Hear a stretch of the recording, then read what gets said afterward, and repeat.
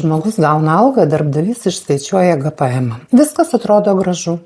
Tada ateina metinė deklaracija ir sako, o dabar dar truputį primokėk. Ir žmogus sako, kaip tai? Juk man jau išskaičiavo. Dažnai čia kaltas ne darbdavys.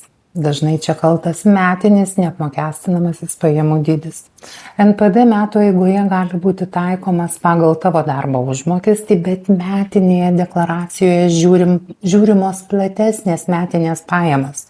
Jeigu per metus dar gavai kitų pajamų iš individualios veiklos, nuomos, mažosios bendrijos turto pardavimo ar kitų šaltinių, metinis NPD gali sumažėti. O kai NPD sumažėja, atsiranda papildomas pajamų mokestis. Todėl sakinys, man darbdavys jau viską sumokėjo, ne visada reiškia, kad deklaracijoje bus nulis. Todėl jeigu dirbi pagal darbo sutartį ir dar turi papildomų pajamų, metų eigoje pasvarstyk, ar verta darbdaviui taikyti NPD.